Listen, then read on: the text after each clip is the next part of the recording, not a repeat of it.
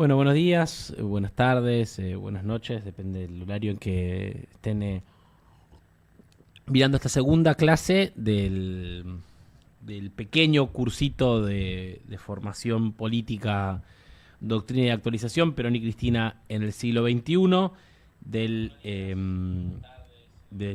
Partido Justicialista Nacional, de su Secretaría de Formación y Debate Político.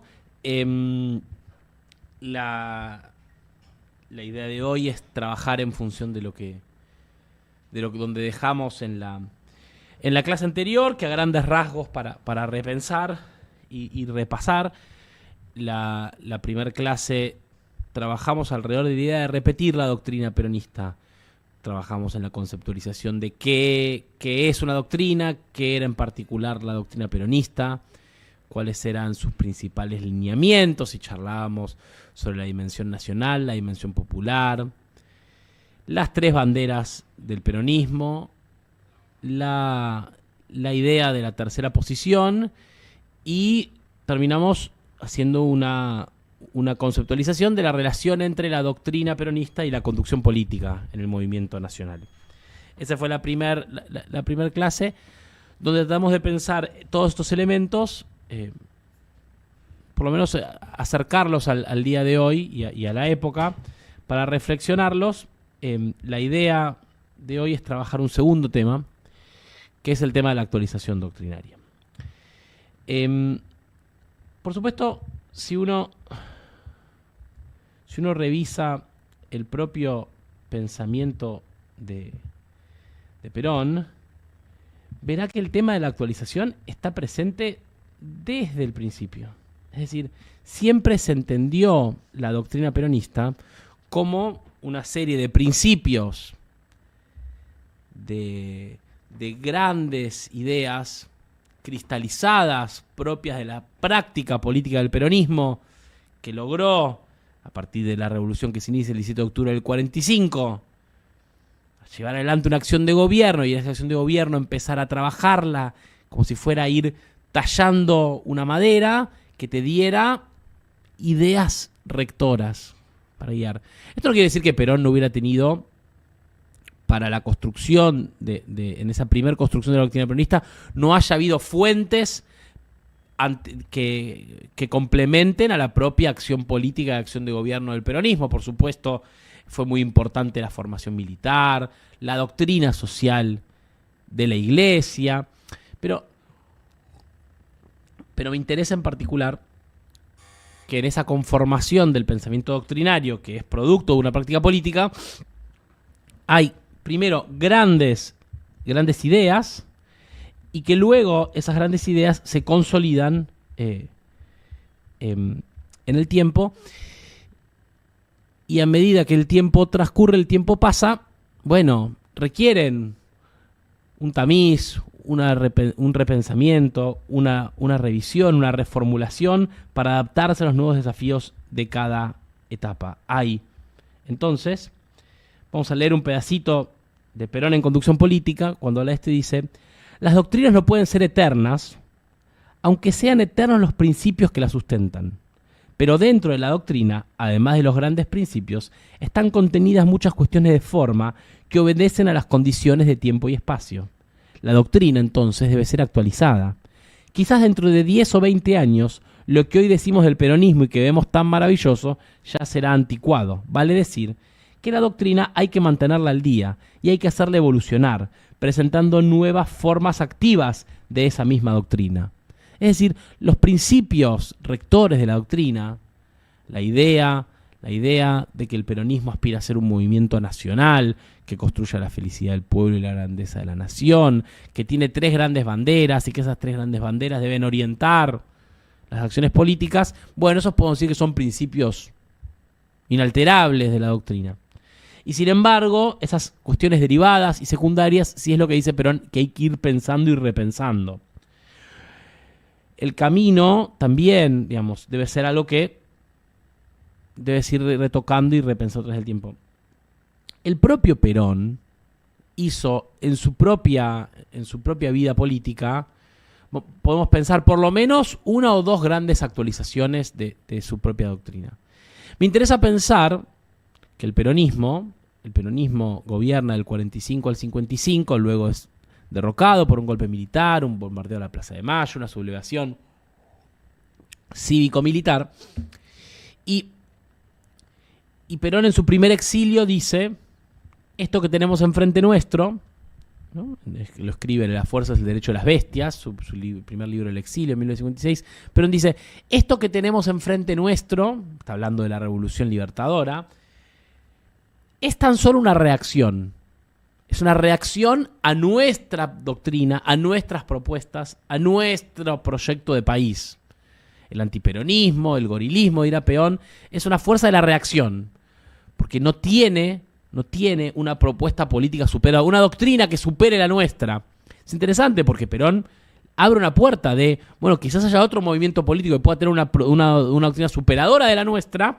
Y entonces, bueno, está bien, si usted tiene algo nuevo para poner arriba de la mesa, que pueda hacer una mejor interpretación de los deseos, anhelos y el sentir del pueblo argentino, bienvenido sea. Pero, lo que nos mostró el antiperonismo a partir de 1955 fue tan solo una reacción. En el exilio, Perón busca intentar repensar, reinterpretar, reencontrarse con una época, imaginen, muy convulsionada. Si el peronismo fue la expresión política del pueblo argentino en los años a partir de la Segunda Guerra del fin de la Segunda Guerra Mundial, bueno, la Argentina que deja Perón en el 55 es muy distinta que la que agarra en el 45, y por supuesto la región y el mundo también son muy distintos.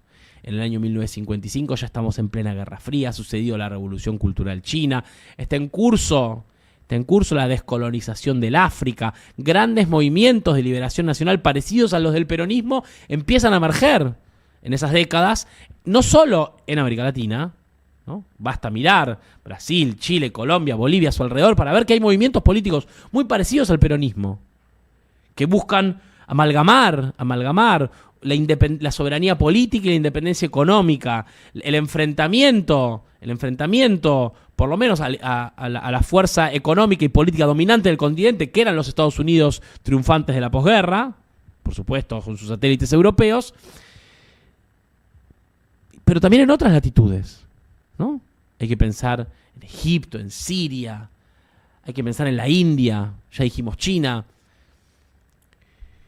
Y por supuesto, en el continente a partir de 1959 la Revolución Cubana, que también apareció a apenas una decena de kilómetros de los Estados Unidos, una revolución que rápidamente toma de perspectivas nacional populares, que rápidamente asume una perspectiva abiertamente comunista.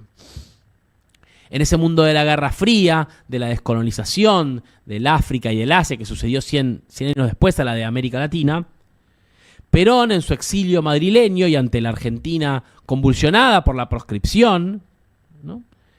Y por los intentos inacabados, infructíferos de la oligarquía y de los poderes económicos de la Argentina de desperonizar el país, ¿no?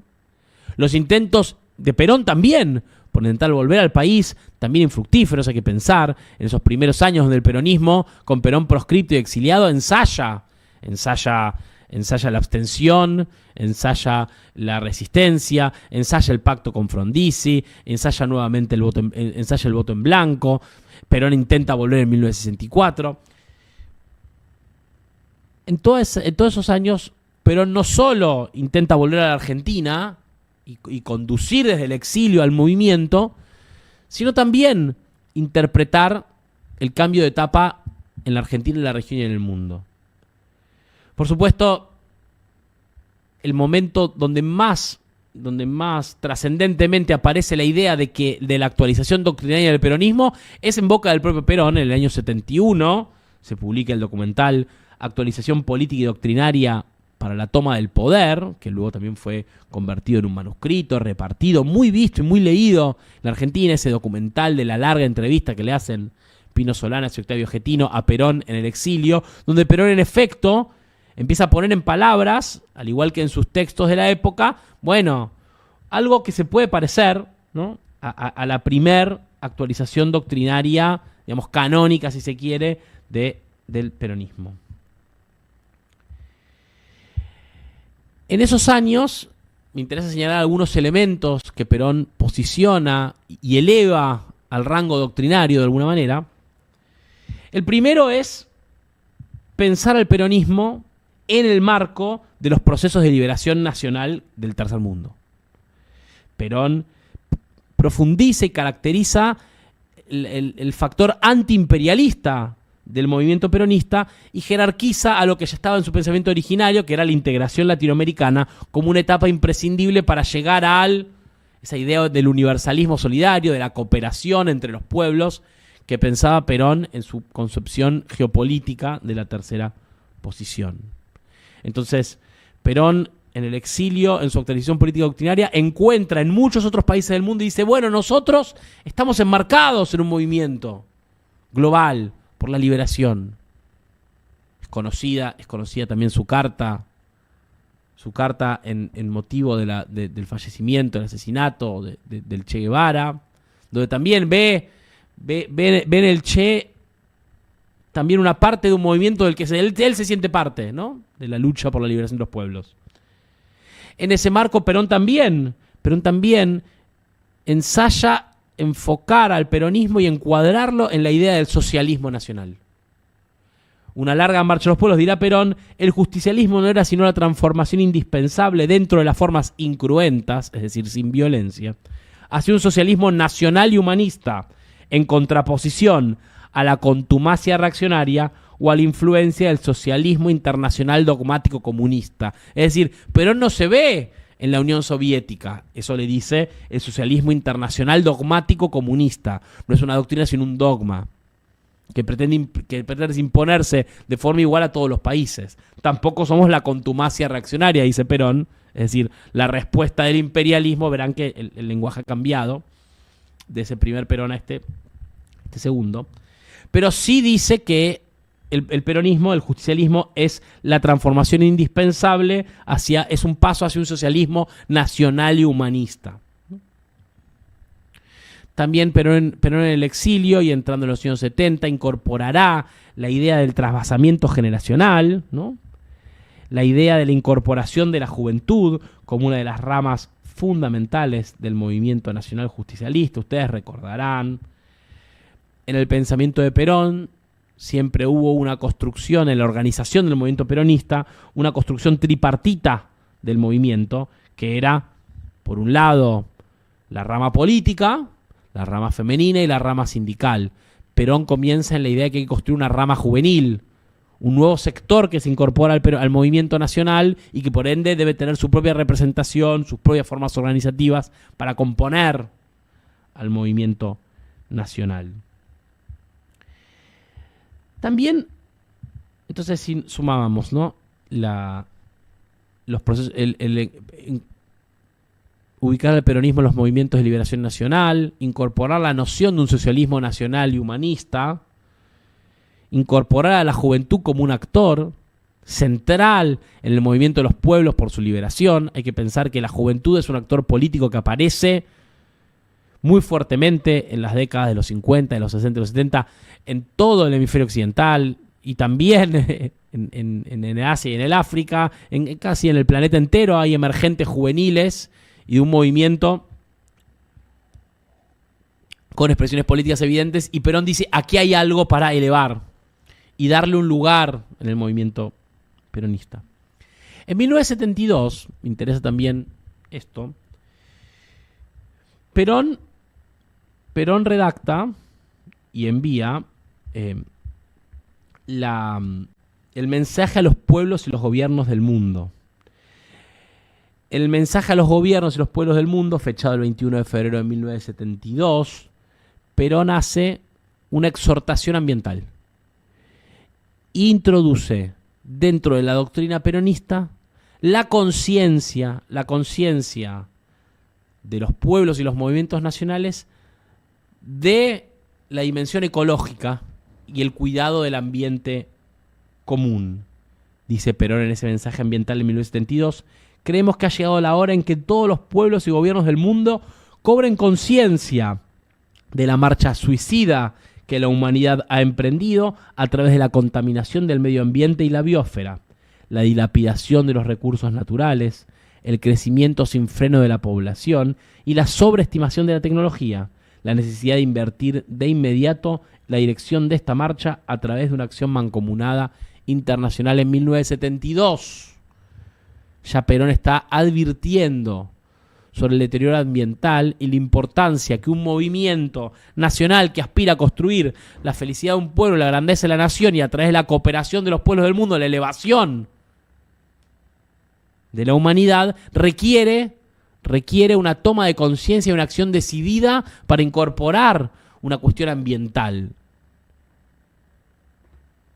Por supuesto, en el peronismo de estos tiempos hablamos de un ambientalismo popular, para distinguirlo de alguna manera de un ambientalismo de orden liberal, ¿no?, que hace foco en la responsabilidad social de las empresas, etcétera, etcétera, en las responsabilidades sobre todo individuales de las personas casi en cuanto consumidores con el medio ambiente, ¿no? Esta idea casi caricaturizada de que el ambientalismo se trata de reciclar, solo de reciclar o compostar, ¿no?, que también es importante, pero... o un ambientalismo, si se quiere, más radical, que cuestiona el conjunto de la civilización humana, ¿no?, y propone un cuestionamiento más de fondo de las prácticas humanas de los últimos milenios, digamos. Por su parte, un ambientalismo popular, por lo menos desde el día de hoy, entendido desde el peronismo, que proponga encontrarse con el espacio común, diría el Papa Francisco, la casa común en la que vivimos, ¿no?, comprender la ecología, ¿no?, y la economía y la política como formas de la ecología, del cuidado del ambiente en el que vivimos, que pone en discusión los bienes naturales comunes y sobre todo pone en cuestión que el daño ambiental tiene en su experiencia histórica como principales perjudicados los sectores populares. Y que también hay una desigualdad en el impacto ambiental. Y que son en el capitalismo sin frenos y descontrolado los sectores más privilegiados, quienes pueden vivir vidas buenas y sanas, ¿no?, y protegidas del daño ambiental. Por supuesto, después las catástrofes suceden para todos. Pero hay quienes pueden garantizar una vida sana y que las grandes mayorías son quienes tienen que sufrir las consecuencias del daño ambiental. Y por ende, la centralidad del rol del Estado, de la ciudadanía activa, de la militancia, de un movimiento que incorpora esa perspectiva ambiental a el movimiento. Ya en 1972 Perón incorporaba esa dimensión ecológica ambiental a la mirada doctrinaria. Entonces, en esa primera actualización, por supuesto, hay que hablar, ¿no?, sobre lo que significó la vuelta de Perón a Argentina en 1972 y 1973, ese desencuentro interno del peronismo entre los espacios juveniles y Perón, entre los espacios juveniles y los espacios sindicales, entre distintas facciones del movimiento en los tiempos previos y posteriores al paso a la inmortalidad de Perón. Y es por supuesto muy importante mirar en el modelo argentino para el proyecto nacional la ratificación de Perón de la idea no solo la construcción de un modelo de país, sino la idea de la unidad nacional. Es muy conocido el encuentro y el abrazo entre Perón y Balbín, y la reformulación que hace Perón de la verdad peronista, que dice que para un peronista no hay nada mejor que otro peronista, y la reformulación que Perón dice debemos pasar ahora a decir que para un argentino no hay nada mejor que otro argentino. En esos momentos Perón entendía también que la unidad nacional pendía de un hilo, que era posible, ¿no?, y que la democracia que se había, la tenue democracia que se había conseguido luego de 18 años de proscripción también pendía de un hilo, y que el futuro del movimiento también corría peligro. Eso para pensar que fue el propio Perón quien en los años 50, 60 y 70, a esa doctrina que se había cristalizado después de los primeros años de gobierno, empezó a darle una actualización, una revisión, un readecuamiento a los nuevos tiempos. Algo debemos decir también sobre las discusiones que sucedieron luego del paso a la inmortalidad de Perón y la situación, si se quiere, de soledad del peronismo sin su líder, ¿no? De esos años de uno casi podía pensar del peronismo intentando encontrarse de vuelta a sí mismo, ¿no? Sin Perón. Si no es Perón quien conduce, ¿qué es lo que conducirá al peronismo? Hubo quienes pensaron en la vuelta de la democracia y en los valores liberales de la democracia, ¿no? También una posibilidad de revisar la doctrina. Si no es Perón, que sea el partido, habrán dicho algunos. Si no es Perón, que sean los sindicatos, que sea la CGT, que sea el movimiento obrero. Y también hay que decir, por supuesto, estas discusiones doctrinarias que sucedieron durante los años posteriores a la dictadura militar no logran saldarse ni cristalizarse por la carencia de una conducción, ¿no? Y un rumbo que reencontrara el peronismo en doctrina, organización y conducción. Sí hay que decir algo sobre el menemismo, ¿no? Que ya hemos dicho algo cuando en la primera clase veíamos las palabras que propiciaba Néstor Kirchner en el año 2002, en el libro Después del Derrumbe, cuando decía que el peronismo, con la conducción de Menem y con la presidencia de Carlos Menem, lo que hace es desvestirse de toda idea, de toda doctrina, y presentarse como un aparato al servicio al mejor postor. Y aceptar de forma casi acrítica ideas foráneas, ¿no? Como fueron las del Consenso de Washington, el Fondo Monetario Internacional, la globalización, que era una nueva era al que el peronismo debía moldarse. Es cierto que hubo justificaciones y explicaciones, la idea del realismo periférico, la idea de que en una etapa en la cual hay un solo líder global, como son los Estados Unidos, y un solo modelo triunfante, no había una actitud inteligente era cooperar y no confrontar. Decían algunos que defendían el neoliberalismo menemista. Lo que sí debe contrastarse son los resultados de las políticas implementadas durante esos años, ¿no? Y que bajo los gobiernos de signo peronista y con el Partido Justicialista al frente, lo que se hizo fue la destrucción, ¿no?, de esos grandes pilares cimentados durante el primer peronismo. Ahí se desmanteló la industria nacional, se desmanteló la marina mercante, se desmanteló el sistema ferroviario, se desmantelaron las grandes empresas públicas del Estado, se desmoronó el trabajo en la Argentina. El desempleo que arranca en 5 o 6 puntos en el año 89 termina tocando los 25, 26, 27 en el año 2002, ¿no? Un cuarto de la población activa sin trabajo. Entonces es difícil hablar de una actualización doctrinaria del peronismo durante el menemismo, puesto que los resultados son los opuestos a los que propone la doctrina. La Argentina terminó siendo menos soberana en términos de sus decisiones, menos independiente y más injusta. Por ende, y esta es por ahí una mirada para proponer, también se puede hablar de algo así como la tradición doctrinaria, que por supuesto está puesta en que el peronismo llega a las elecciones del año 89 con Carlos Menem con un programa de gobierno y luego aplica otro, ¿no?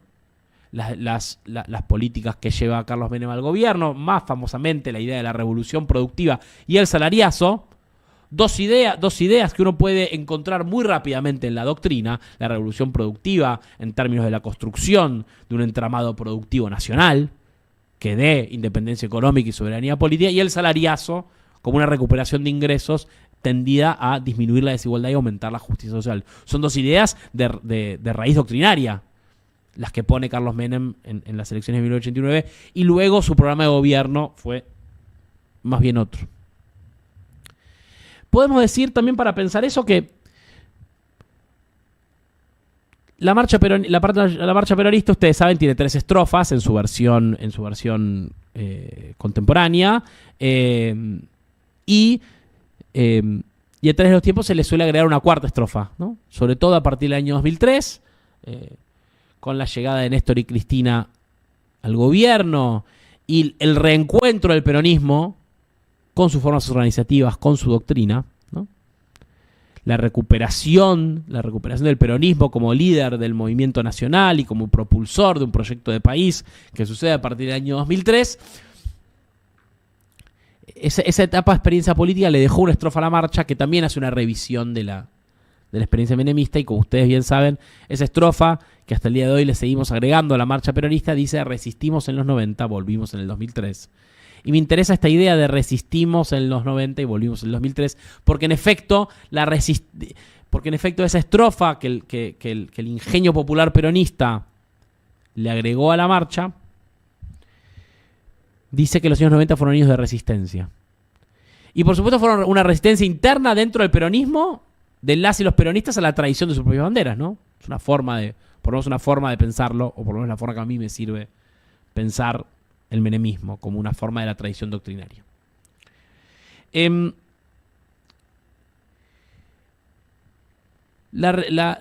reencuentro del peronismo con su doctrina y con su conducción a partir del año 2003 con Néstor Kirchner es muy patente.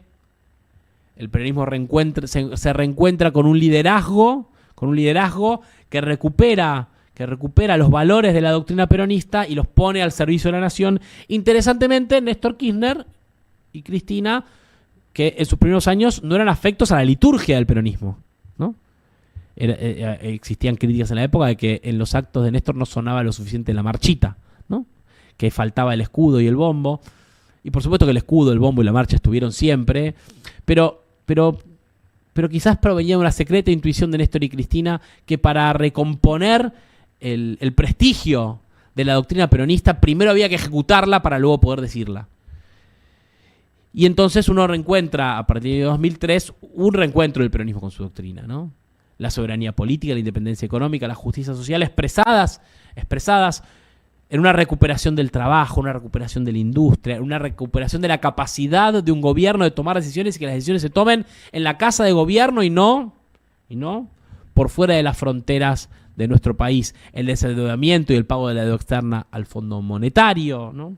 La recuperación del salario, la recuperación de las jubilaciones y la creación de nuevos derechos sociales como pueden haber sido la asignación universal por hijo, progresar, la gran obra de infraestructura en la Argentina, creación de más de decenas de miles de unidades de vivienda, el procrear, las rutas, las represas. Bueno, ese reencuentro del peronismo con su doctrina y la puesta en marcha de un proyecto nacional que quizás tiene su momento de mayor celebración nacional alrededor del año 2010 en los actos por el Bicentenario, con 2, 3, 4 millones de personas en la calle, celebrando en todo el país los 200 años de la Revolución de Mayo, los presidentes de Sudamérica caminando entre la gente por las calles en un momento en el cual, por supuesto, el salario estaba en récords históricos, el consumo, la producción, la inversión. Un gran momento de unidad y celebración nacional, uno podría decir, ¿no?, del reencuentro del peronismo con su doctrina. Me interesa pensar que hubo en el pensamiento de Néstor Kirchner, pero sobre todo en el de Cristina, que es quien le pone nombre a este curso junto con Perón, hubo un esfuerzo de actualización doctrinaria. Y en el marco de que Cristina, desde la conducción del movimiento nacional justicialista, desde la conducción del peronismo, pudo a esa actualización doctrinaria hacer la carne, ¿no?, en esa relación entre la doctrina y la conducción. Y pudo, si uno puede pensar en el conductor del movimiento como quien mueve el timón y ese movimiento de timón está guiado por la doctrina, Cristina fundamentalmente le aportó por lo menos 3 grandes valores y 3 grandes ideas fuerza a la actualización doctrinaria del peronismo, y elevó 3 elementos, 3 conceptos, 3 ideas al rango doctrinario. La primera es, por supuesto, el valor de la democracia y los derechos humanos. A partir del año 2003 y sobre todo uno puede pensar hitos como la recuperación del exesma, ¿no?, la derogación de las leyes de obediencia debida y punto final, ¿no? Se incorpora plenamente la perspectiva de los derechos humanos, abrazando las banderas de memoria, verdad y justicia, invitando a las madres y abuelas de Plaza de Mayo a entrar a la Casa Rosada y a ser símbolo no ya de una sociedad que lucha por la memoria, sino también de un Estado que pide perdón por un genocidio y también busca la reparación del daño realizado.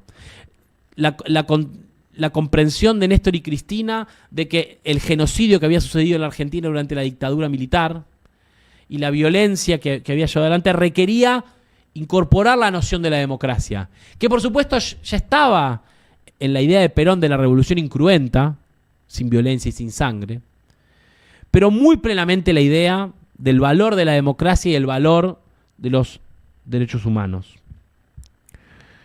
Hay que pensar, si uno ve las entrevistas que da Cristina en su reflexión sobre los años 70, es decir, los años previos al golpe cívico-militar de 1976, Cristina no hace una crítica. Cristina obviamente hace una crítica a un sector de la juventud peronista, en particular Montoneros, que discute la conducción de Perón, pero su reflexión sobre la violencia política es una reflexión posterior. Cristina dice, a partir de la dictadura militar del 83, debemos tener una reflexión sobre el valor de la democracia y la importancia de poner en valor la democracia. Y ya a partir de 2010-2011, en sus discursos, Cristina empieza a hablar ya no solamente de un proyecto y de un movimiento nacional y popular, sino que eleva también la categoría democrático a la doctrina. Entonces, ya la doctrina peronista ya no es solo la felicidad del pueblo y la grandeza de la nación, sino también el valor de la democracia, la importancia de la democracia. Pero en esa actualización doctrinaria veremos que en los últimos años Cristina también empezó a alertar sobre un problema también global, que no era solamente la democracia como un valor, sino también los problemas alrededor de la democracia. En el año 2011, en la cumbre de negocios del G20 a la que va Cristina, creo que es en Europa, no recuerdo bien dónde, Cristina da un primer discurso hablando sobre la democracia y el neoliberalismo, y Cristina dice que en esta etapa del capitalismo, habiendo triunfado el capitalismo por sobre el bloque comunista y habiendo ahora solo un modelo de producción de bienes y servicios en el mundo, que es el modelo capitalista, hay que ver qué pasa con el sector que aparentemente es el dominante en el capitalismo contemporáneo, que es el sector financiero de la economía, los bancos, las financieras, las calificadoras de riesgo, los grandes fondos de inversión. Esos grandes sectores que, dice Cristina, no solo están desregulados, sino que están produciendo, sobre todo después del año 2008, impresionantes crisis, ¿no? Y que si no son regulados, habrá problemas. Dice Cristina en el 2011, vamos a leer un pedacito.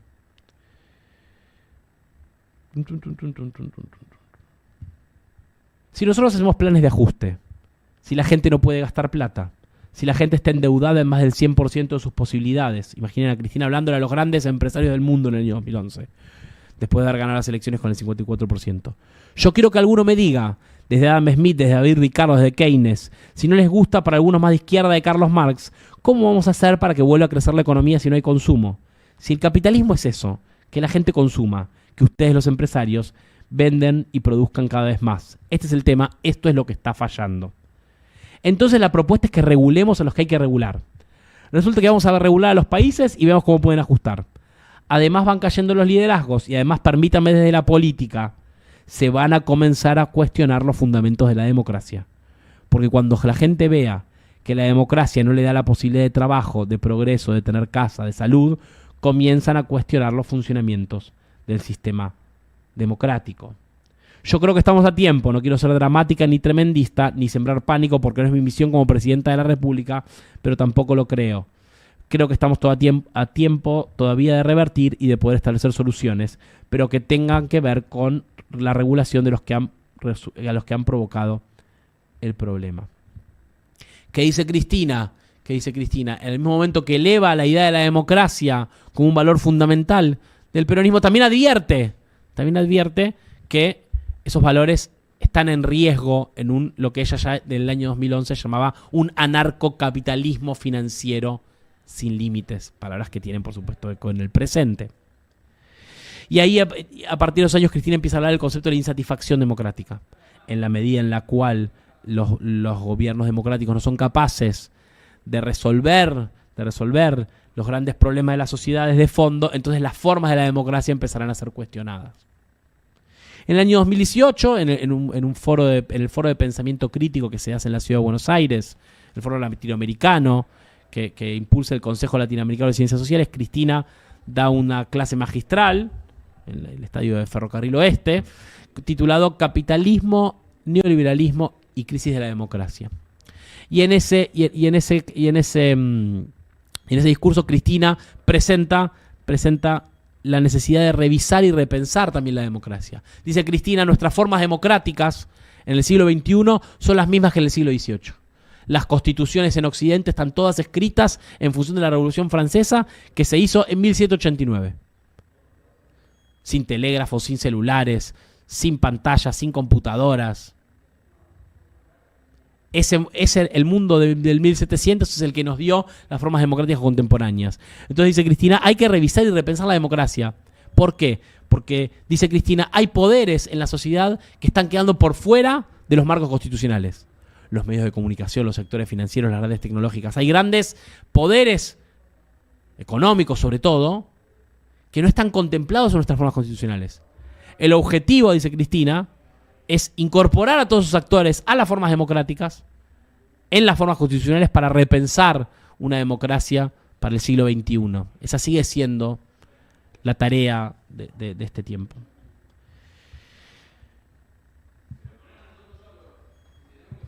Sumado al tema de la democracia, podemos incorporar un segundo elemento en esa actualización doctrinaria que hace Cristina, sobre todo en los años posteriores a su gobierno, ¿no? En el año 2018, en el pico de la ola feminista que sacudía a la Argentina y el continente, se vota en el Congreso de la Nación la interrupción voluntaria del embarazo. Se aprueba en la Cámara de Diputados y la ley va al Senado. Y en la votación hay gran expectativa por cuál será el voto de Cristina Fernández de Kirchner, que se sabía, en términos personales, tenía una convicción personal y religiosa contraria al aborto.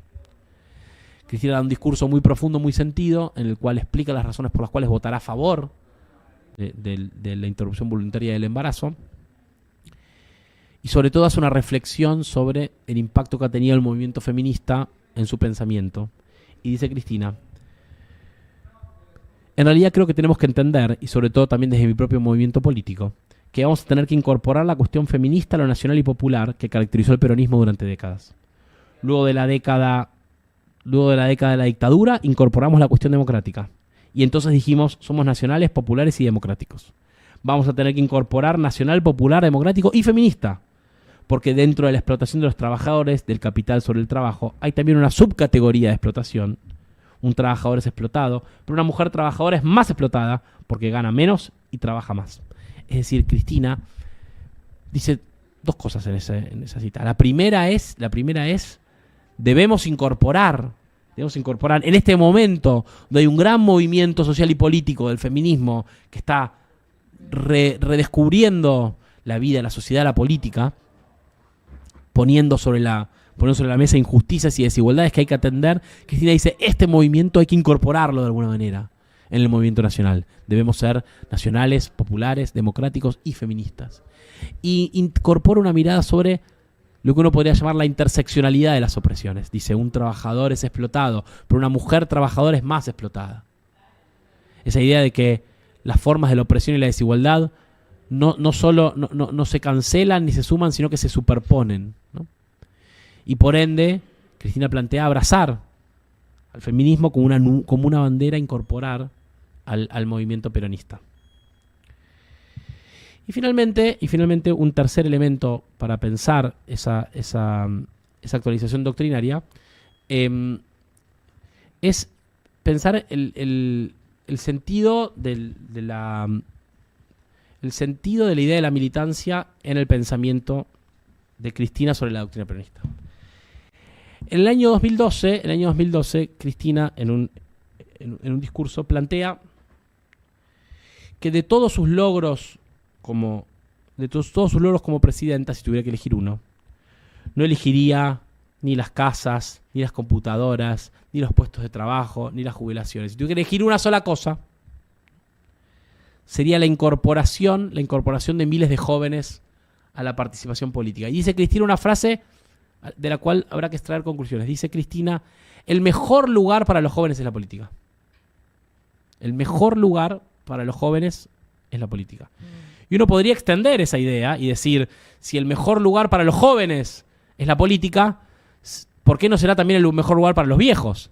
¿Por qué no será el mejor lugar para las mujeres? ¿Por qué no será el mejor lugar para las y los trabajadores? ¿Para las personas travesti? ¿Para las personas trans? ¿Por qué no será el mejor lugar para los varones? ¿Por qué no será el mejor lugar para todos?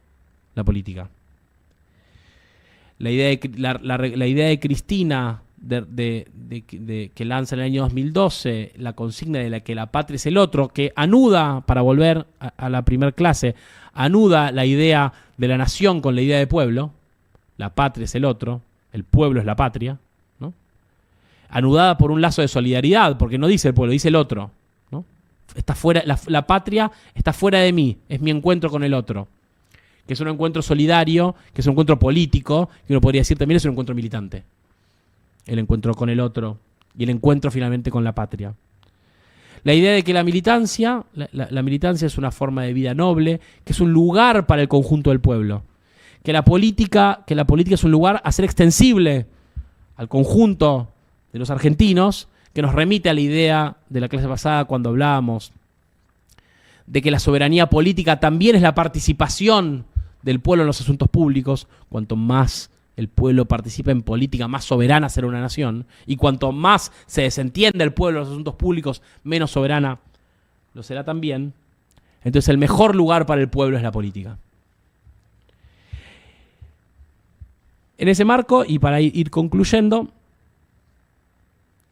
con estos elementos de actualización doctrinaria, bueno, el peronismo debe ponerse en trance de pensar un programa político para la nueva etapa, ¿no?